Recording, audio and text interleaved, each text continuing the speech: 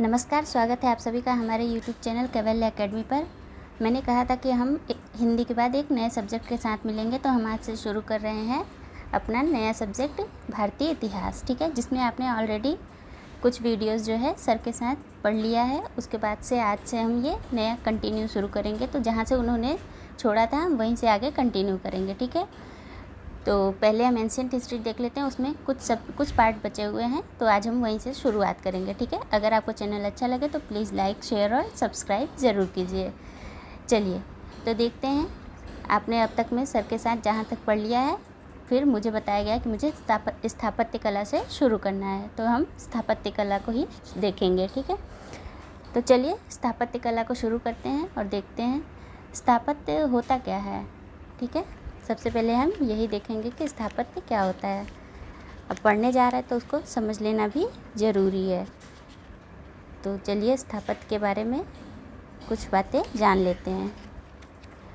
तो स्थापत्य से हम क्या समझते हैं? स्थापत्य क्या होता है, जैसे अगर हम नगर है, भवन है, स्तूप है या जो घर है हमारा, ये सब क्या है, ये सब स्थापत्य के अंतर्गत आते हैं। ठीक है, ये सब हमारे, या इसे हम वास्तुकला भी कह सकते हैं और स्थापत्य कला भी कह सकते हैं। ठीक है, जैसे हम जाते हैं जब घर बनवाने, तो हम आर्किटेक्चर के पास जाते हैं, तो वो क्या करता है, वो हमारे घर का एक नक्शा बना के देता है, यानी हमारे घर का डिज़ाइन कैसा होगा।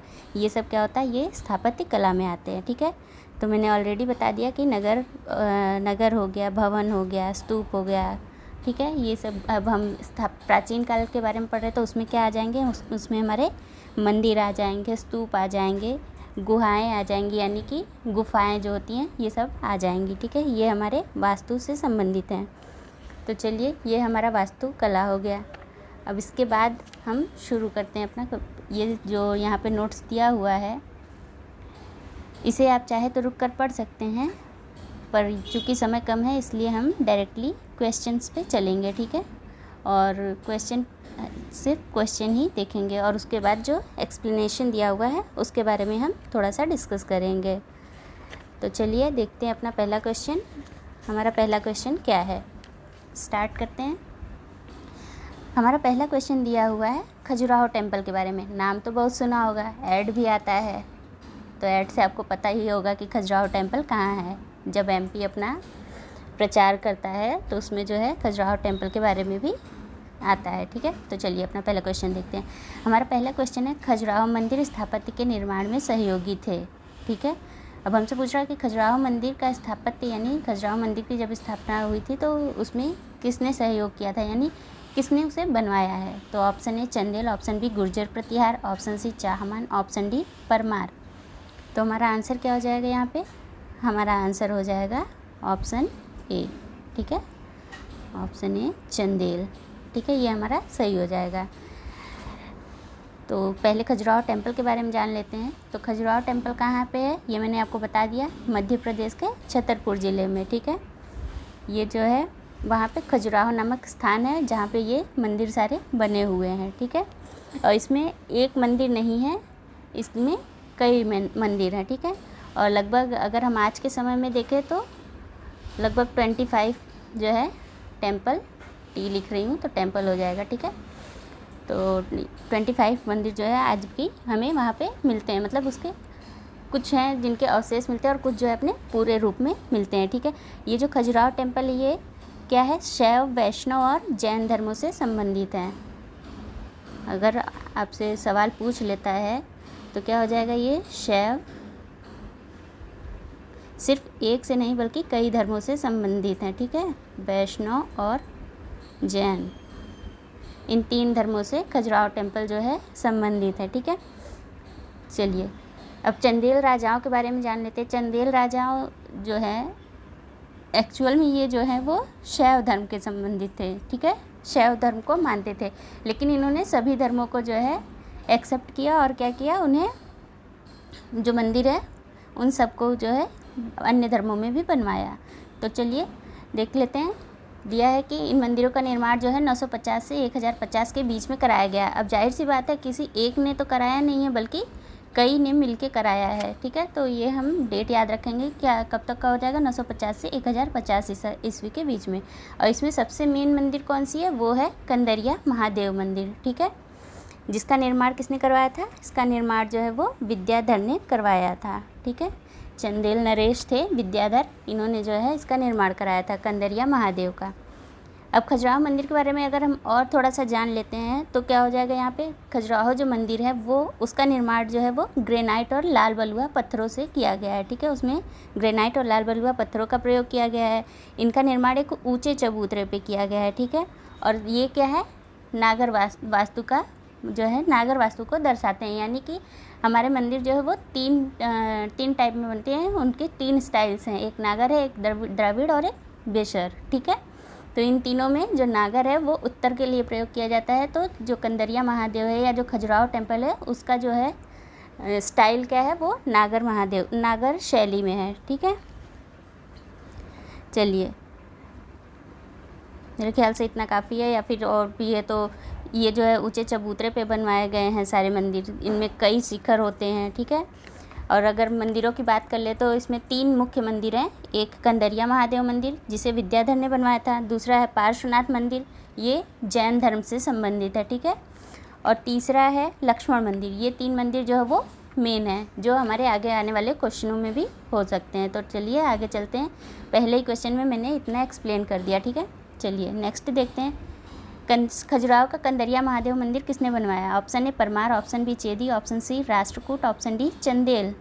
पूछ रहा है किसने बनवाया। ठीक है, हमसे वंश के बारे में पूछ रहा है, तो क्या हो जाएगा, अभी मैंने बताया था आपको, तो क्या हो जाएगा हमारा आंसर हो जाएगा ऑप्शन डी चंदेल। ठीक है, ये हमारा सही हो जाएगा। नेक्स्ट हमारा दिया हुआ है, थोड़ी सी फास्ट ही चलेंगे क्योंकि समय कम है। किस राजवंश ने भारत को प्रसिद्ध खजुराहो के मंदिर दिए? तो किसने दिए? Option A Parmar, option B option B Maurya, option C Chandel, option D Holkar. तो क्या हो जाएगा यहाँ पे? Option C Chandel. ठीक है, डिस्कशन करने की ज़रूरत नहीं है क्योंकि हमने ऑलरेडी इतना डिस्कस कर लिया है। चलिए नेक्स्ट पे चलते हैं।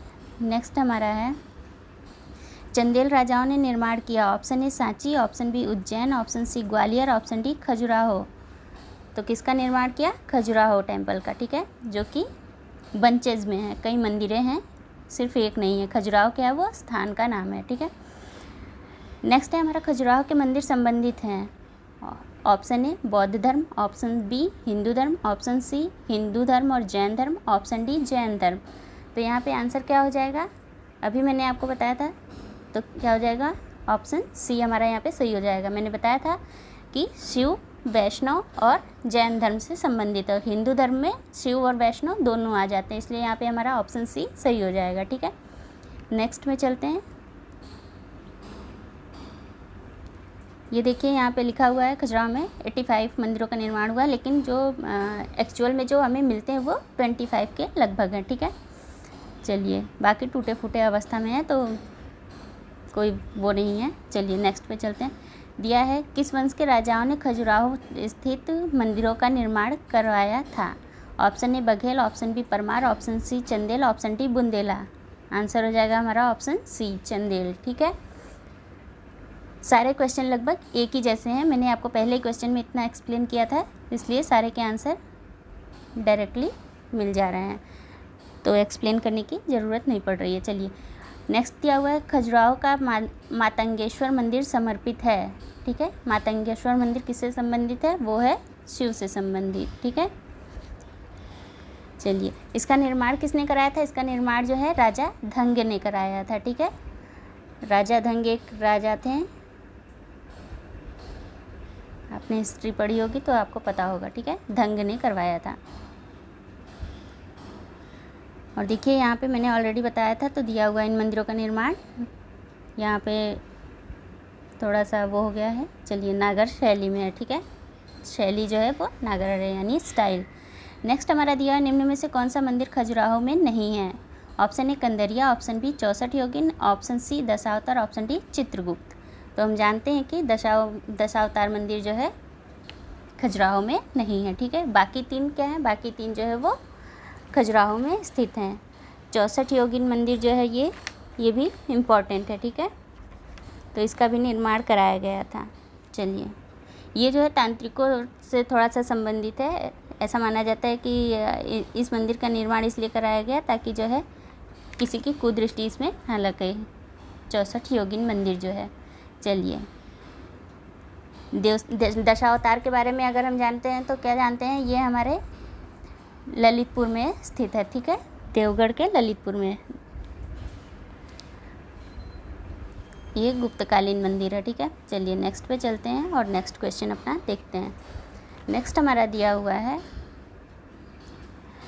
सूची 1 और सूची 2 का मिलान कीजिए तथा नीचे दिए गए कूट का प्रयोग करते हुए सही उत्तर का चयन कीजिए। Option A stupa, option B चित्रकारी, ऑप्शन सी कनिष्क की सिर विहीन मूर्ति, ऑप्शन डी दशावतार मंदिर। अब हमको सूची 2 दिया हुआ है। ऑप्शन ए number 1 Bagh, number 2 Sanchi, number 3 Deogarh, number 4 Mathura, ठीक है। सही उत्तर का हमको चयन करना है, एक दूसरे से मिलान करना है। तो चलिए देखते हैं, एक सेकंड, थोड़ा सा मिस हो रहा है। हाँ, तो देख लेते हैं क्या होगा। हम जानते हैं कि सांची में स्तूप है, ठीक है, तो ये हमारा हो जाएगा।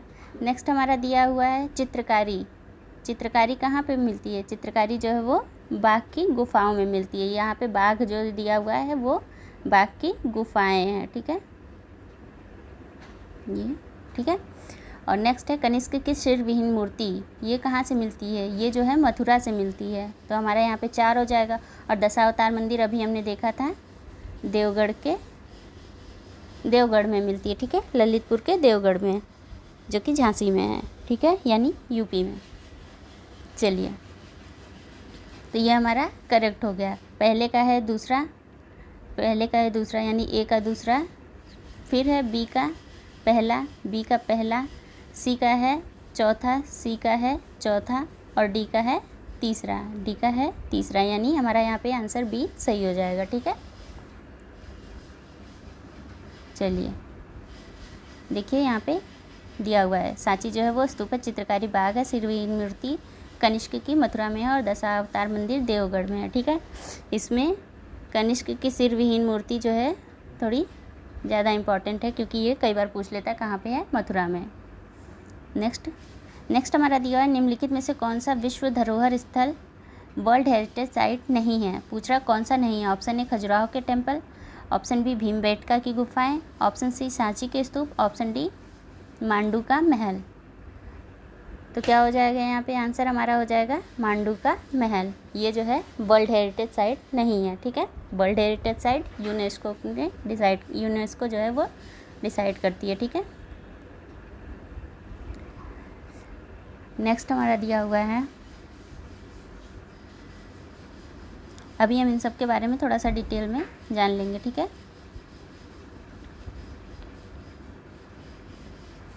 नेक्स्ट हमारा दिया है, मंदिर स्थापत्य के बारे में निम्नलिखित में से कौन से कथन सत्य हैं? ऑप्शन 1 स्वतंत्र आधार चूना पत्थर के मंदिरों का उद्भव गुप्त काल में माना जाता है। लाटखां जो है कि एक प्रारंभिक मंदिर है, बादामी के चालुक्यों से संबंधित है। और थर्ड है खजुराहो के मंदिरों में मंदिर के समस्त खंड आंतरिक और बाह्य रूप से जुड़े हुए हैं। नेक्स्ट हमारा है, कांची का कैलाशनाथ मंदिर द्रविड़ शैली का सबसे प्रारंभिक स्वतंत्र आधार का मंदिर है। तो इसमें हमारा क्या सही हो जाएगा? इसमें हमसे पूछ रहा है सही उत्तर चुनिए, मतलब तीनों में से कौन कौन से सही है। तो इसमें हमारा सही हो जाएगा पहला, दूसरा और तीसरा, ये सही हो जाएंगे, ठीक है। यानी कि जो हमारा ये चौथा दिया हुआ है कांची का कैलाशनाथ मंदिर, ये द्रविड़ शैली का सबसे प्रारंभिक स्वतंत्र आधार का मंदिर नहीं है, बल्कि ये इसमें जो है द्रविड़ शैली के सारे जो फीचर्स होते हैं वो सारे फीचर्स इसमें हमें मिलते हैं। यानी ये जो है द्रविड़ शैली का सर्वोत्कृष्ट उदाहरण कहा जा सकता है, ठीक है इसे। तो ये प्रारंभिक नहीं है, बल्कि लास्ट, अगर उसमें सारे फीचर्स द्रविड़ शैली के आ रहे हैं मतलब वो लास्ट स्टेज का मंदिर है, ठीक है। चलिए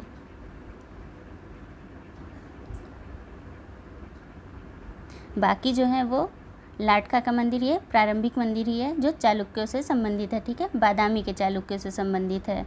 और खजुराहो का टेम्पल आंतरिक एवं बाह्य रूप से जुड़े हुए हैं उसके समस्त खंड, ठीक है। क्यों जुड़े हुए हैं? क्योंकि एक्चुअल में क्या होता था कि ये जो खजुराहो टेम्पल बने हुए हैं ये एक ही पत्थर को काट कर बनाए गए हैं, ठीक है। और इनका निर्माण जो है वो नीचे से ऊपर की ओर, इनका निर्माण जो है एक ही उससे बनाया गया है। तो खजुराहो के मंदिर जो है वो उनके समस्त खंड एक दूसरे से जुड़े हुए हैं। क्यों जुड़े हुए हैं? क्योंकि वो जो शिखर है उनका कंटिन्यू जो है थोड़ा सा बड़ा ऐसे करते हुए बड़ा छोटा और एक सीरीज से जो है मतलब है, ठीक है। तो क्या है ये जो है देखने में कैसे लगता है कि कोई पर्वत है, ठीक है। ऐसा माना जाता है कि भगवान ऊंचे स्थान पर रहते हैं, इसलिए जो है ऊंचाई का प्रयोग किया गया है। तो जब शिखर एक हिसाब से हैं, छोटे से बड़ा फिर बड़ा फिर बड़ा इस तरीके से होते गए हैं, ठीक है। तो ये कहते हैं एक पर्वत की तरह दिखाई पड़ते हैं, ठीक है। नेक्स्ट है हमारा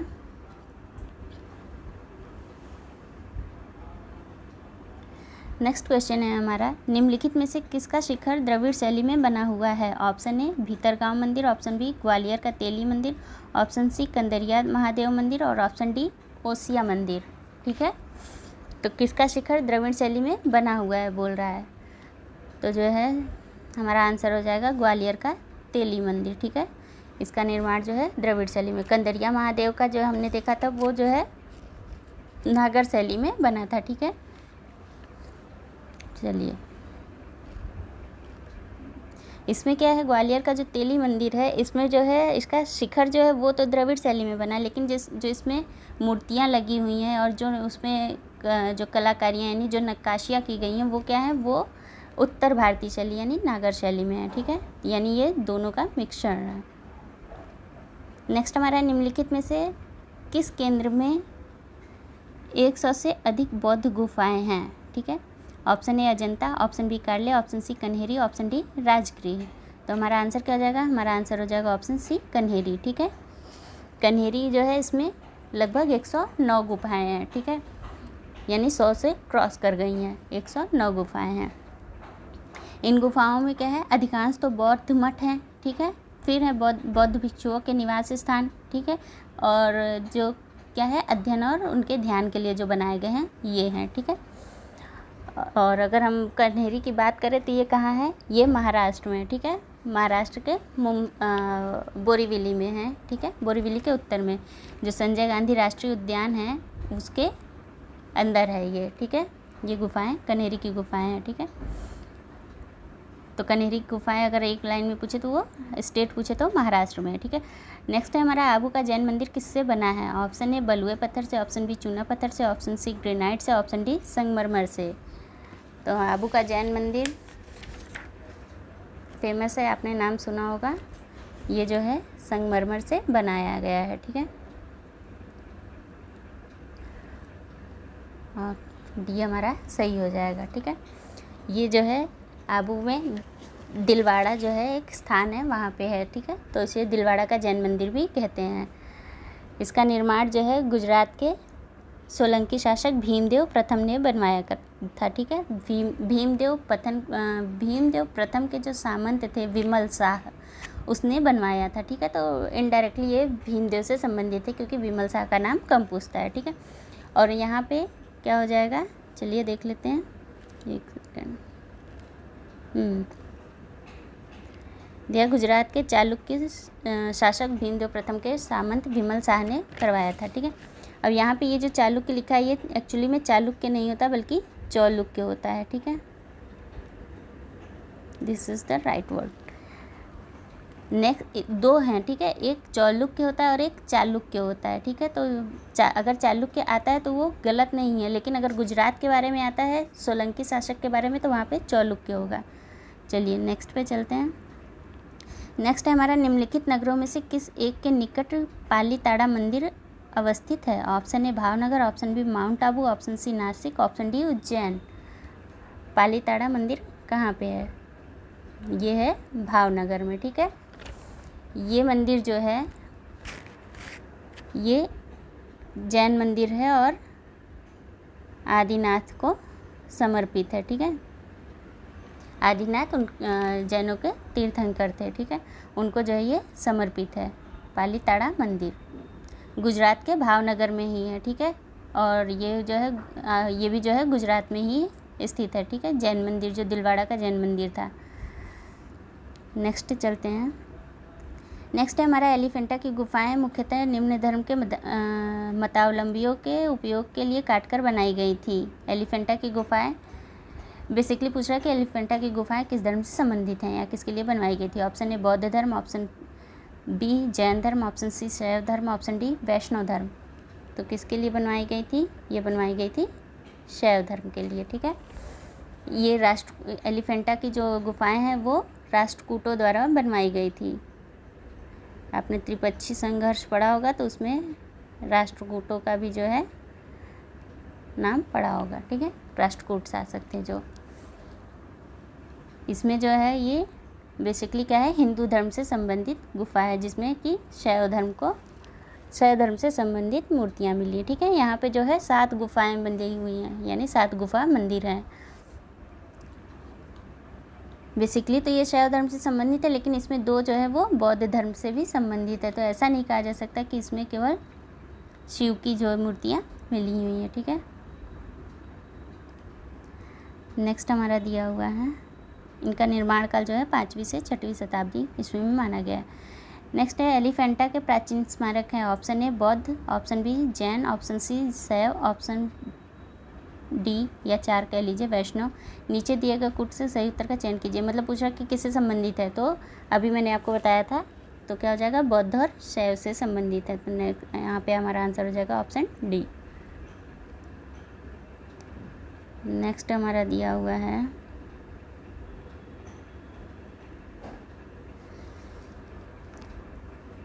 एलिफेंटा के प्रसिद्ध शैल को काटकर बनाए गए मंदिरों का श्रेय दिया जाता है। ऑप्शन ए चालुक्यों को, ऑप्शन बी चोलों को, ऑप्शन सी पल्लवों को, ऑप्शन डी राष्ट्रकूटों को।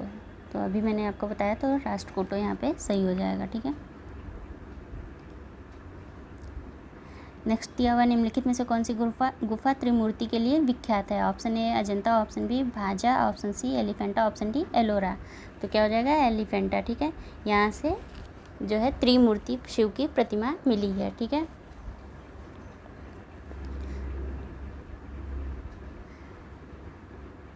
नेक्स्ट हमारा दिया हुआ प्राचीन भारत में गुप्त काल से संबंधित गुफा चित्रांकन के केवल 2 उदाहरण उपलब्ध हैं।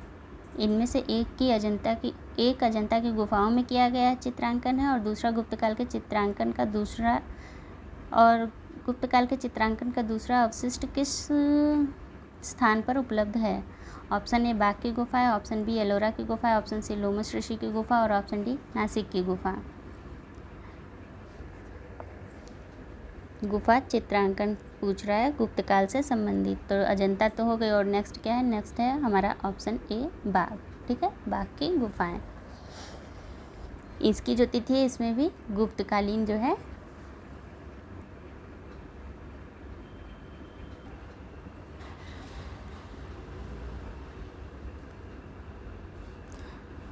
दूसरी हमारी है बाघ की गुफाएं। ठीक है, बाघ की गुफाएं कहाँ पे हैं, ये भी जो है मध्य प्रदेश में ही स्थित है। मतलब मध्य प्रदेश से थोड़ा सा 80 किलोमीटर दूर है, लेकिन मिनिमम मध्य प्रदेश ही मान लेंगे। और इसमें क्या है, इसमें बाघ की गुफाओं में कुल 9 गुफाएं हैं। ठीक है, तो चलिए आगे बढ़ते हैं। और बाघ की गुफाओं में एक्चुअली में क्या है, ये जो है लोक जीवन से संबंधित है। ठीक है, हम व्याख्या देखें तो क्या दिया है, लोक जीवन से संबंधित है। लोक जीवन मतलब जैसे हम साधारण मनुष्य लोग हैं, ऐसे लोगों से संबंधित है। जबकि अजंता के गुफा के चित्र बौद्ध धर्म से संबंधित है। ठीक है, और लोमस ऋषि की गुफा की बात करें तो वो जो है मौर्यकालीन है। ये जो लोमस ऋषि है ये मौर्यकालीन है, जो कि बराबर की पहाड़ियों में स्थित है। ठीक है, चलिए, और नासिक की गुफाएं ये सातवाहन से संबंधित हैं।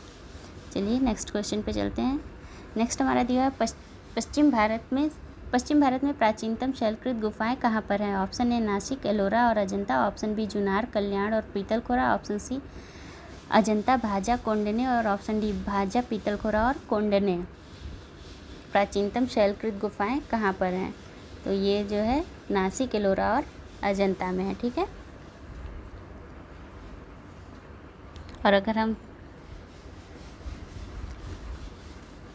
बात करते हैं इन सब की तो क्या हो जाएगा, ये पश्चिमी भारत में स्थित है। ठीक है, एलोरा में कुल कितनी है? एलोरा में कुल 34 शैलकृत गुफाएं हैं, ठीक है। और ये जो है एलोरा की एक खास बात है, इसमें हिंदू, जैन और बौद्ध तीनों धर्म से संबंधित गुफाएं मिलती हैं, ठीक है। चलिए, नासिक की गुफाओं के बारे में हमने देखा था। नासिक की गुफाएं जो है वो सातवाहन कालीन से संबंधित हैं, सातवाहन काल से। तो यहाँ पे उन्हें जो है ये बौद्ध गुफाएं ही हैं और इन्हें जो है पांडवलेनी भी कहा जाता है, ठीक है। चलिए नेक्स्ट पे चलते हैं। इसका एक्सप्लेनेशन दिया हुआ है यहाँ पे, आप चाहें तो रुक के पढ़ सकते हैं, मैंने बता दिया है वैसे। नेक्स्ट दिया हुआ है, निम्न स्थानों में से बौद्ध गुफा मंदिरों के लिए कौन प्रसिद्ध है? बौद्ध गुफा मंदिरों की बात कर रहा है। Option A Elephanta, option B Nalanda, option D Khajuraho और ऑप्शन सी अजंता। तो क्या हो जाएगा यहाँ पे? ऑप्शन सी अजंता, ठीक है। ये बौद्ध गुफाओं के लिए प्रसिद्ध है। जबकि एलिफेंटा के बारे में हमने ऑलरेडी बात कर ली है कि ये शैव मंदिर के लिए प्रसिद्ध है। यहाँ पे बल्कि 2 गुफाएं हैं जो बौद्ध धर्म से संबंधित हैं, लेकिन मेनली जो है ये शैव धर्म से संबंधित है, शैव धर्म से, ठीक है। अजंता जो है वो बौद्ध धर्म से संबंधित है, जो कि हमारा क्वेश्चन पूछा हुआ है। नालंदा क्या है? नालंदा जो है बौद्ध शिक्षा केंद्र था। हम जानते हैं प्राचीन समय में नालंदा में जो है शिक्षा प्रदान की जाती थी, ठीक है। और खजुराहो टेम्पल की बात करते हैं तो हमने ऑलरेडी इसके बारे में बहुत सारी बातें कर ली हैं कि ये शैव, वैष्णव और जैन धर्म से संबंधित है, चंदेलों ने बनवाया था। नेक्स्ट पे चलते हैं। नेक्स्ट हमारा है एलोरा गुफाओं का निर्माण कराया था। ऑप्शन ए पल्लवों ने, ऑप्शन बी चोलों ने, ऑप्शन सी राष्ट्रकूटों ने, ऑप्शन डी पालों ने एलोरा का निर्माण पूछ रहा है। तो एलोरा का निर्माण अभी मैंने आपको बताया था राष्ट्रकूटों ने करवाया था, ठीक है। ये कहाँ पे है? महाराष्ट्र के औरंगाबाद ज़िले में, ठीक है। एलोरा गुफाओं का निर्माण हुआ है। इन गुफाओं को यानी एलोरा गुफाओं को जो है यूनेस्को ने जो है विश्व धरोहर में शामिल किया हुआ है, ठीक है, 1983 में। नेक्स्ट है एलोरा के गुहा मंदिर संबंधित है। ऑप्शन ए हिंदू धर्म, ऑप्शन बी बौद्ध धर्म, ऑप्शन सी जैन धर्म। कौन सा कूट सही है? तो यहाँ पे अभी देखा था हमने, तीनों जो है वो सही हैं, ठीक है। चलिए देख लेते हैं एक्सप्लेनेशन। एलोरा महाराष्ट्र के औरंगाबाद ज़िले में है। अभी बताया था मैंने 34 शैलकृत गुफाएँ हैं, ठीक है। इसमें 1 से 12 तक, ये ध्यान रखने के लिए है, ध्यान से सुनिएगा। 1 से 12 तक बौद्धों के लिए है, 13 से 29 तक हिंदुओं के लिए और 30 से 34 जैनियों से संबंधित है, ठीक है। ये आपसे पूछ सकता है कि 1 से 12 तक किसके लिए है? बौद्धों के लिए, 13 से 29 तक हिंदुओं के लिए और 30 से 34 तक जैनों से संबंधित है। नेक्स्ट है हमारा एलोरा में गुफाएं और शैलकृत मंदिर हैं। ऑप्शन ए बौद्धों के लिए, ऑप्शन बी बौद्ध और जैनों के लिए, ऑप्शन सी हिंदुओं और जैनों के लिए और ऑप्शन डी हिंदू, बौद्ध और जैनों के लिए। तो आपको आंसर पता ही है, तो आंसर लगा लीजिए, ऑप्शन डी सही हो जाएगा। नेक्स्ट दिया हुआ है बौद्ध, हिंदू एवं जैन शैलकृत गुफाएं एक साथ विद्यमान हैं। फिर से सेम ही क्वेश्चन, आंसर सी हमारा एलोरा सही हो जाएगा। नेक्स्ट दिया हुआ है निम्नलिखित में से कौन एक शैलकृत स्थापत्य का उदाहरण है? ऑप्शन ए तटीय मंदिर मामल्लपुरम। तटीय मंदिर को शोर मंदिर भी कहते हैं, ठीक है। क्यों? क्योंकि ये बे ऑफ बंगाल के किनारे पे यानी उसके शोर पे बना हुआ है, तो ये तटीय मंदिर है, ठीक है।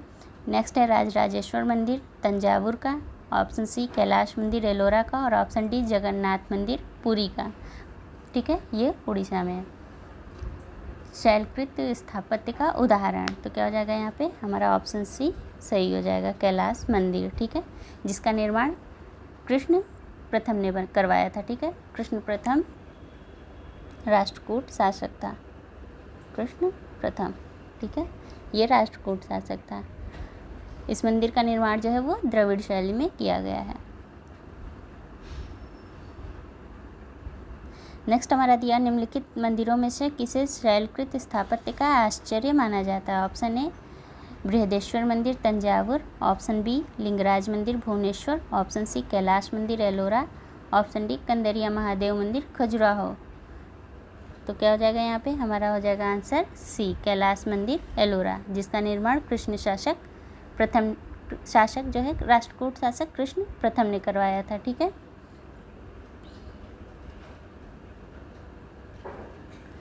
चलिए कैलाशनाथ मंदिर जो है ये क्या है, ये एक एक्चुअल में एक पूरी मंदिर जो है वो एक पत्थर को काट कर बनाई गई है, ठीक है, मतलब एक पाषाण को काट कर बनाई गई है। इसमें क्या है, इसका कार्य जो है ऊपर से नीचे की ओर, मीन्स कि जैसे कोई मंदिर बना रहे तो हम ऊपर से जो है नीचे की ओर आ रहे हैं, ठीक है, ऊपर से बनाना शुरू किया और नीचे आए, ठीक है, इस तरीके से इसे बनाया गया है। चलिए, ये बहुत ही बड़ी मंदिर है। नेक्स्ट हमारा दिया, किस वंश ने एलोरा के कैलाश मंदिर का निर्माण किया। मैं इतनी बार बता चुकी हूँ। ऑप्शन ए हमारा यहाँ पे सही हो जाएगा, राष्ट्रकूट, ठीक है, तो बाकी पढ़ने की ज़रूरत नहीं है। नेक्स्ट दिया हुआ है, एलोरा के कैलाश मंदिर का निर्माण कराया था राष्ट्रकूटों ने, वातापी के चालुक्यों ने, गंग शासकों ने और उपरोक्त में से कोई नहीं। एलोरा के कैलाश मंदिर राष्ट्रकूटों ने, कृष्ण प्रथम ने, ठीक है।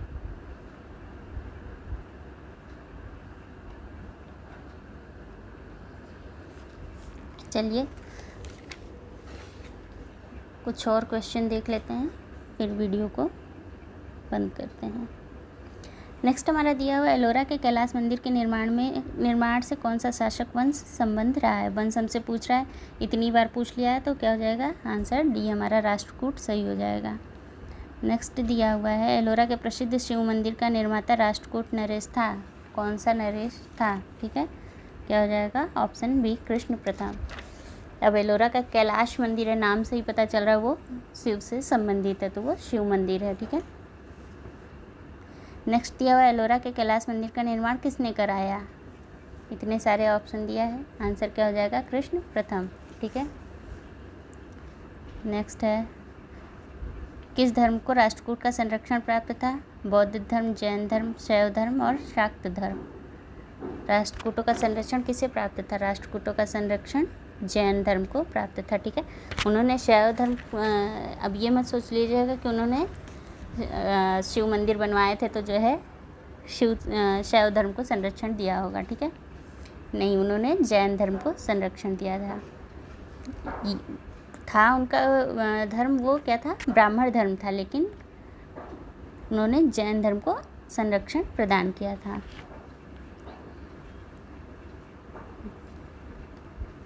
देखिए दिया हुआ है, उन्होंने कई सेनापति पदों पर भी, सामंतों और सेनापति पदों पर भी जो है जैन धर्मानुयायियों की नियुक्ति की थी।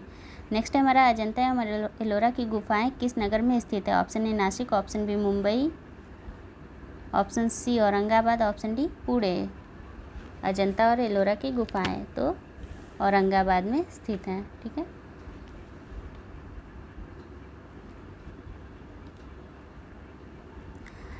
अजंता और एलोरा गुफाएं औरंगाबाद में स्थित हैं। देखिए दिया हुआ है, भवन के विकास की चरमावस्था जो है वो कैलाश मंदिर था, ठीक है। अजंता और एलोरा गुफाएं हैं, option A Andhra Pradesh, option B Madhya Pradesh, option C Maharashtra, option D Rajasthan. तो अजंता और एलोरा गुफाएं महाराष्ट्र में हैं, ठीक है, ये हमारा सही हो जाएगा। नेक्स्ट हमारा दिया, निम्नलिखित स्थानों में से किसी एक में राष्ट्रकूटों द्वारा एलोरा पहाड़ियों में निर्मित गुफा मंदिर स्थित है। राष्ट्रकूटों द्वारा एलोरा पहाड़ियाँ या एलोरा गुफाएं कहाँ पर हैं। Option A Aurangabad, option B Nashik, option C Gwalior, option D Golconda. तो क्या हो जाएगा, औरंगाबाद महाराष्ट्र हमारा सही हो जाएगा। नेक्स्ट हमारा है, सूची 1 को सूची 2 से सुमेलित करके सही उत्तर का चयन करना है। ईंट मंदिर, एक तरफ गुप्त मंदिर दिया हुआ है और दूसरी तरफ स्थान दिया हुआ है। ईंट निर्मित मंदिर, ऑप्शन बी है दशावतार मंदिर, ऑप्शन सी है शिव मंदिर, ऑप्शन डी है विष्णु मंदिर। यहाँ पे दिया हुआ है सूची 2 में स्थान दिया हुआ है, पहला है एरंड, दूसरा है देवगढ़, तीसरा है भीतरगांव, चौथा है भूमरा। तो यहाँ पे हमारा सही क्या हो जाएगा, चलिए देख लेते हैं। भीतरगांव में जो है वो ईंट निर्मित मंदिर है, ठीक है। दशावतार देवगढ़ का है, ठीक है।